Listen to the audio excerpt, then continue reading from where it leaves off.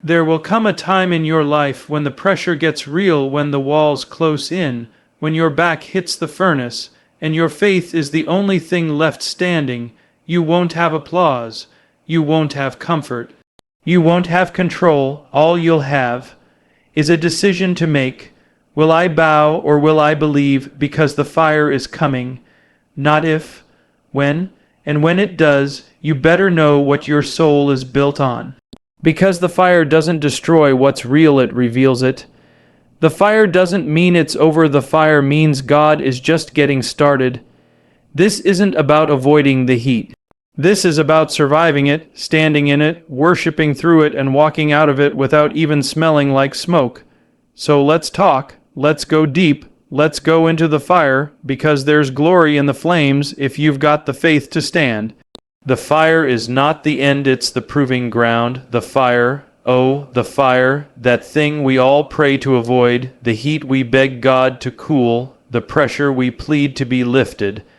But let me tell you something right now, and I need your spirit to catch it. The fire is not your finish line. The fire is your testing site. It's your refining place. It is the sacred ground where your calling gets confirmed, not canceled. See, too many of us are looking at the fire like it's a threat, but heaven sees it as a tool. We've been taught to run from the fire, to panic when the flames start rising, to assume God is angry when things start burning. But that's not how the kingdom works. In the world, fire destroys. In the kingdom, fire develops. In the world, fire is a tragedy. In the kingdom, fire is training. When you step into purpose, don't be surprised when you step into pressure. When you say yes to destiny, don't be shocked when the heat gets turned up. Because the fire does not come to punish, it comes to prepare. It comes to purify.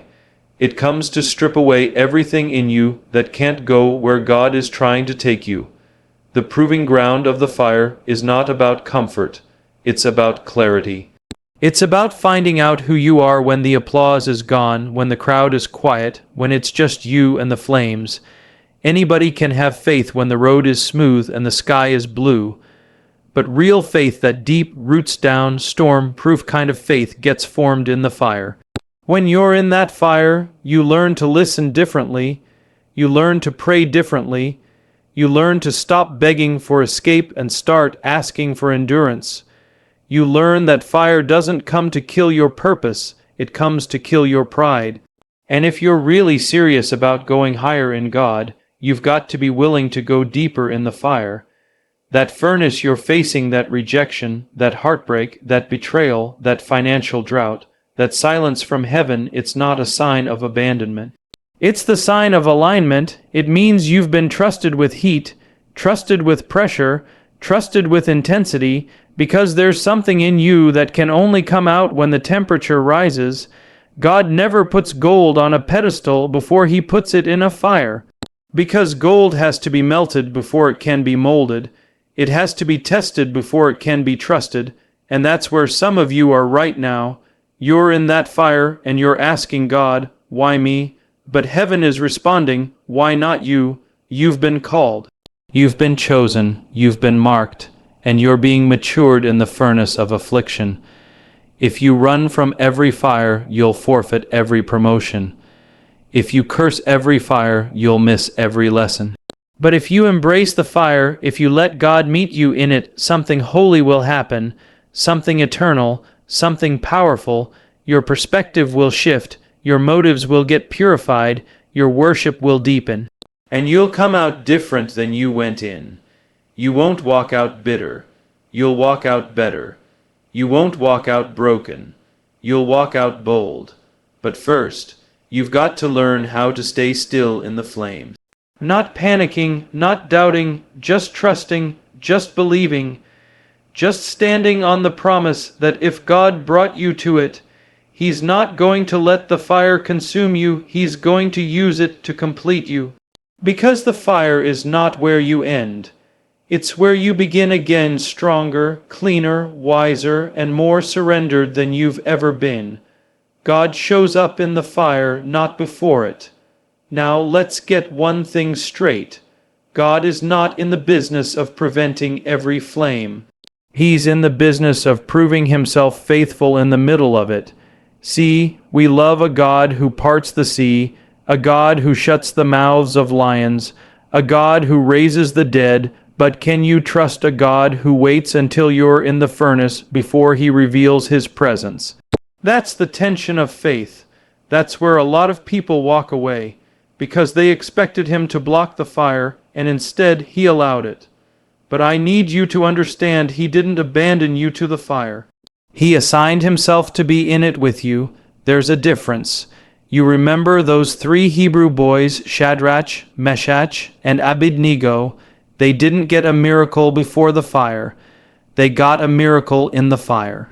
They got no angel with a sword standing outside the furnace saying, "Stop." They didn't get a last-minute pardon from the king. They got tied up, thrown in, and in the midst of the flames, God showed up. Not as a rescuer standing at the edge, but as a companion walking in the middle. That's how God works. He doesn't always deliver you from the situation. Sometimes he delivers himself into it. He steps in. Right into your chaos, right into your heat, right into your diagnosis, right into your crisis, and when he steps in, the heat loses its power. When he steps in, the ropes break. When he steps in, what should have burned you becomes the very place he reveals his glory. But here's the key: God didn't show up while they were talking about standing strong. He didn't appear while they were considering faith. He came after they'd already decided, we won't bow, we won't bend, and we believe our God is able, but even if he doesn't, we still won't compromise. That's when God said, now I can join them, because heaven doesn't move at the sound of comfort, seeking. Heaven moves at the sound of conviction. And when your heart is fully resolved, when your faith is fully anchored, when your trust is not for a way out, but for a way through, that's when God steps into the fire and flips the script. See, too many of us want God to intervene before we've taken a stand. We want him to show up while we're still trying to decide whether or not we believe. But he doesn't reward indecision, he responds to faith. And faith doesn't wait for assurance. Faith acts while everything around you is still burning. God shows up in the middle, not at the margins. He shows up when you've already made your declaration, when you've already refused to compromise, when you've already let go of needing an exit strategy. That's when he shows you that the fire is not what it seems. It's not your tomb, it's your testimony. And here's the mystery of God's presence in the fire. He doesn't always remove the heat, but he does remove the harm. He doesn't always open the door, but he does unlock the grip of the enemy, because the real miracle isn't that you got out, it's that he got in. That's where his glory is revealed, not in the avoidance of pain, but in the presence of peace inside it. That's where the world takes notice. That's when the king starts asking, didn't we throw in 3, but I see 4? Because the greatest witness of your faith is not how loud you shout when you're blessed, it's how firm you stand when you're burning. Faith that survives the fire becomes unshakable. There's a kind of faith that doesn't get built in a classroom. It doesn't come from just reading the word or quoting your favorite scripture. No, there's a deeper faith, a stronger faith, a kind of faith that only gets born when you've been through something, when you've cried prayers that had no words, when you've stood in the middle of hell and still lifted your hands in worship. That kind of faith doesn't come easy. It comes through the fire. See, we often confuse knowledge with faith, but knowledge knows what God can do. Faith trusts what God will do even when it looks like he's doing nothing. And it's that kind of faith that the fire targets, because the fire doesn't test your feelings. The fire tests your foundation. Anybody can have faith when the bank account is full, the relationships are strong, and the body feels healthy. Anybody can quote promises when the plan is working, but what happens when the plan falls apart, What happens when the people you loved walked away? What happens when you prayed with everything you had, and heaven still said wait, or even no? That's where real faith is born. That's where surface belief gets burned off and something holy, something weighty, begins to rise from the ashes. Because fire doesn't just come to reveal your faith. It comes to refine it. The faith that survives the furnace becomes stronger than steel. It's the kind of faith that doesn't need to see the outcome to still say, God is good. It's the kind of faith that doesn't flinch when the diagnosis comes. It's the kind of faith that says, though he slay me, yet will I trust him. And let's be honest, this kind of faith isn't always loud. It's not always shouting and dancing and preaching. Sometimes it's just standing. Sometimes it's just breathing through the tears. Sometimes it's dragging yourself out of bed to read that verse one more time. But every time you do, you are surviving the fire. And every time you survive the fire, your faith gets more unshakable. God is not interested in faith that only works when everything is perfect. He's after faith that stands when nothing makes sense. That's the faith that moves mountains. That's the faith that shakes kingdoms. That's the faith that hell fears not because you never faced trials, but because you went through them and refused to bow. It's one thing to have faith for the promise. It's another thing to have faith in the prison. When Joseph was thrown into the pit, he had every reason to quit. When he was falsely accused and locked up, everything in him could have said, "This isn't fair." But he held on, and in the middle of the fire, God was building something in him that would sustain him for the palace. God doesn't just want to give you a blessing.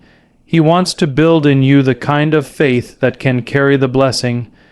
Because if the weight of the fire breaks you, the weight of the glory will crush you. So he strengthens you in the fire. He strips away everything that can't go with you. And what's left is not weaker, it's wiser. It's not fragile, it's fierce. Some of you are wondering why the fire hasn't ended yet.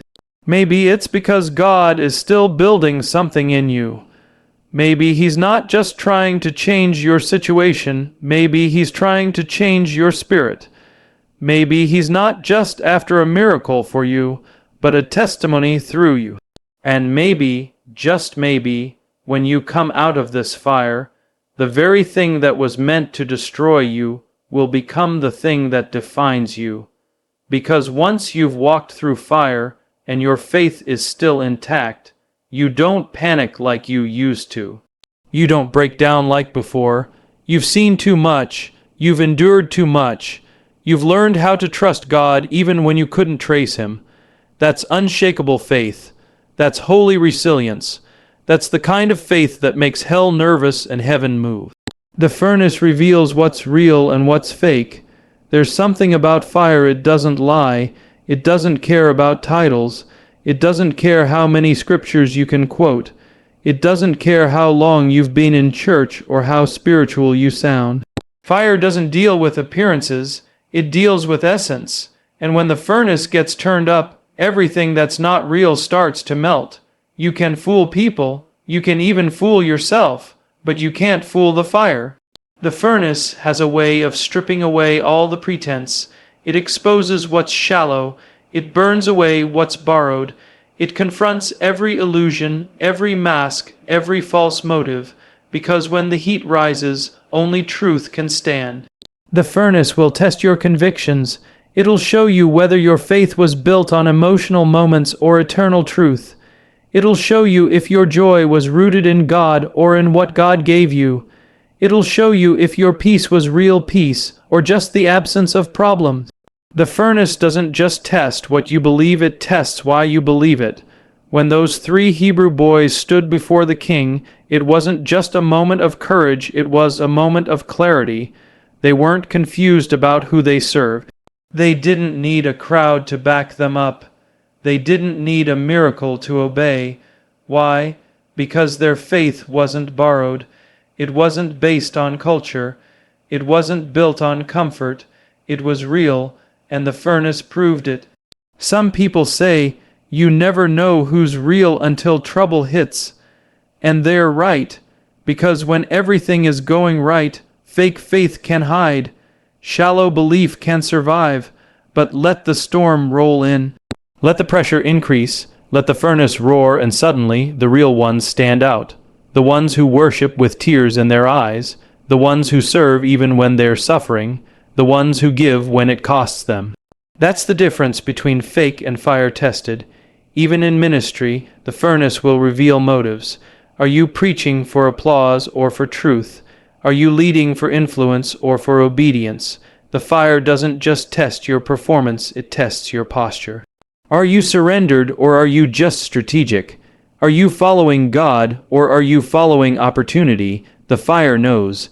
The furnace sees it all. And let's not just talk about public faith. Let's talk about private devotion. The fire will reveal if you've got a prayer life when nobody's watching, if you still press in when no one's posting it, if you still fast when there's no platform attached, because the fire doesn't reward performance. It purifies character. Some of you are in a season where everything is being shaken.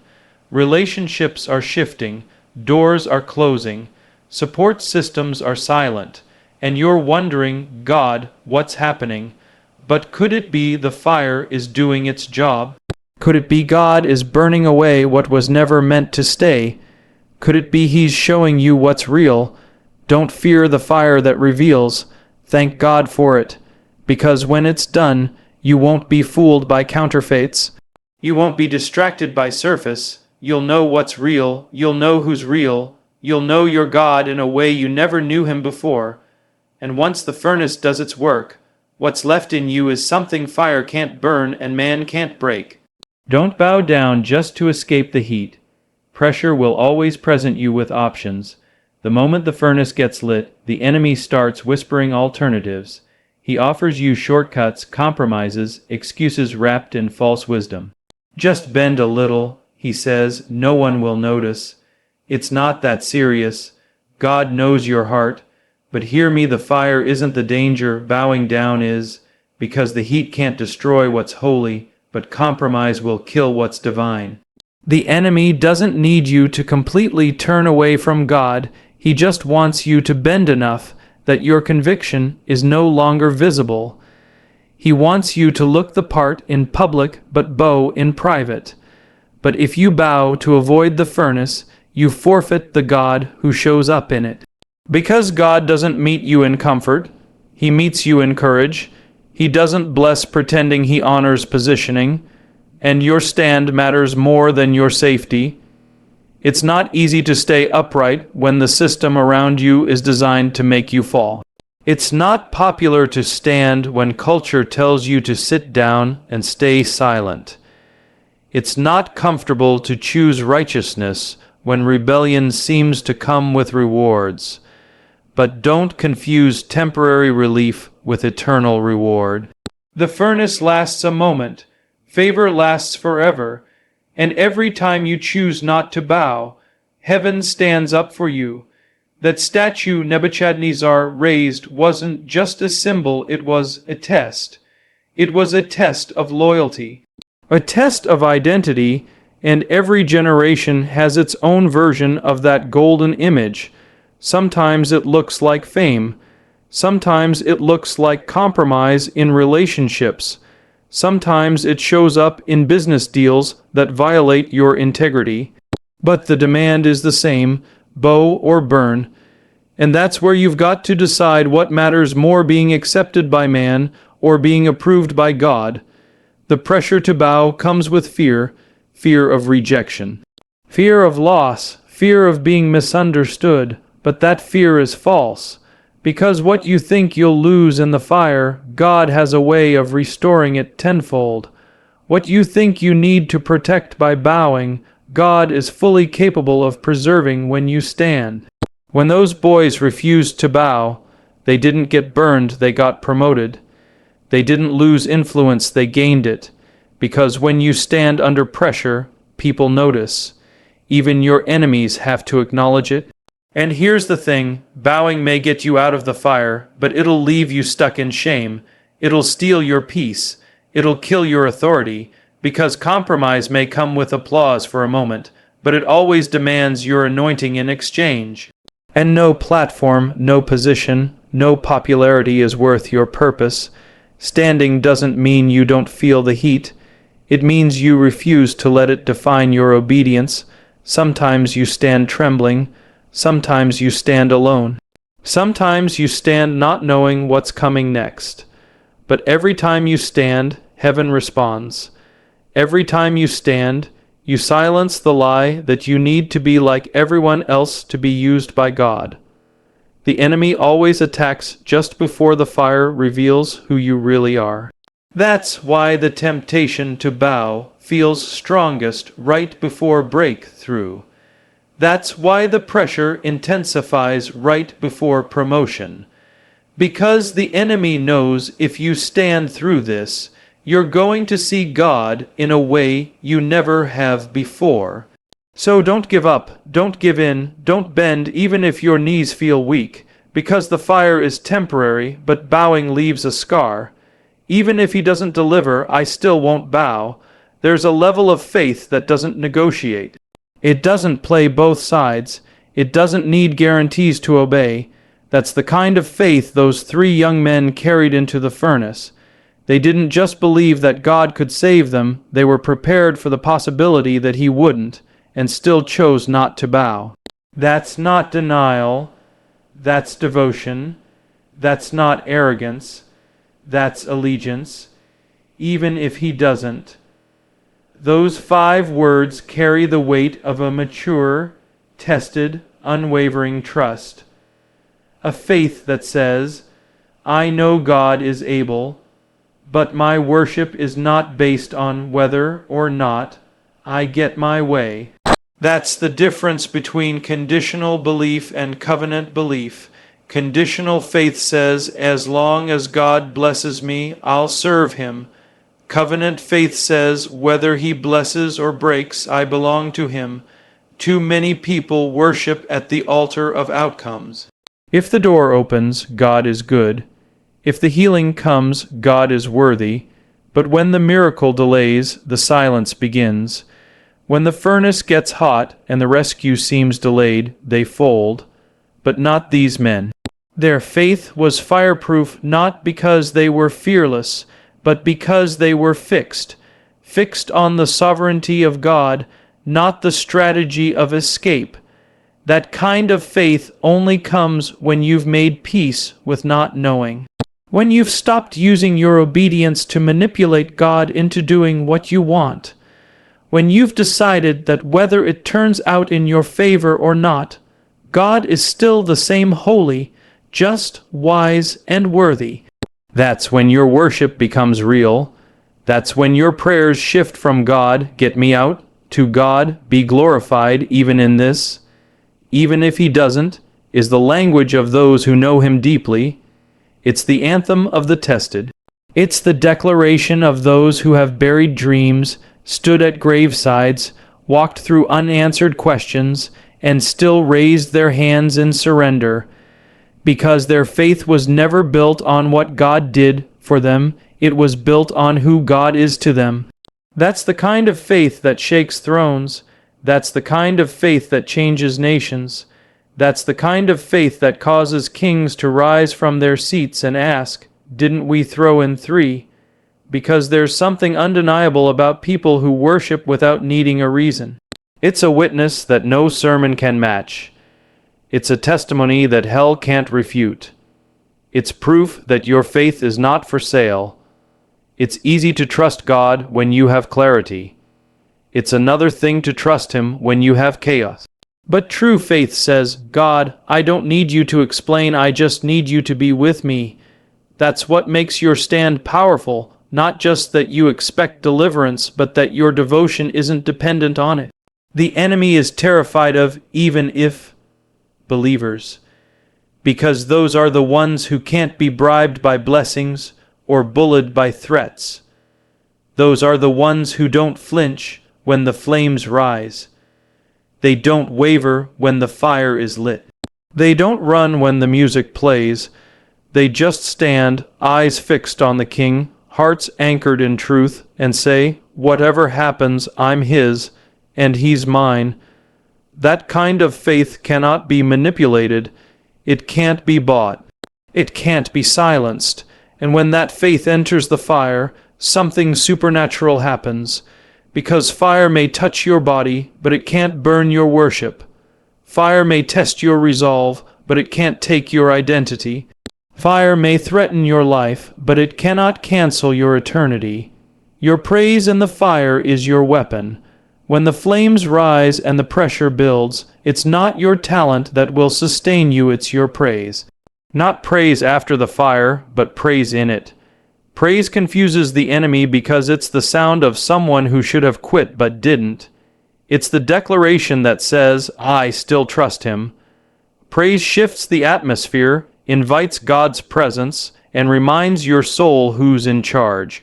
When you worship in the fire, you're not ignoring the pain, you're declaring that God is greater than the fire. That kind of praise doesn't just survive the heat, it thrives in it. The fire refines, it doesn't define your worth. The flames aren't there to label you, they're there to shape you. The fire doesn't mean you've failed, it means you're being formed. God uses the furnace to burn away what's not like Him, but He never uses it to determine your value. Your worth was settled before the heat ever touched you. The fire exposes impurities, but it also reveals gold. You're not being destroyed, you're being revealed. You're not alone, there's a fourth man in the fire. When you step into the fire with obedience, you'll find you're never stepping in alone. Others may leave, support may fade, but heaven never backs away from the heat. Just like with Shadrach, Meshach, and Abednego, there's always a fourth man walking beside the faithful. He doesn't stand at the edge cheering you on, He enters the flames and walks with you through it. His presence doesn't always remove the fire, but it removes the fear. You may feel abandoned, but you're surrounded by the one who commands the flames when you walk out. You won't even smell like smoke. God doesn't just bring you through the fire, He brings you through without the residue of what tried to destroy you.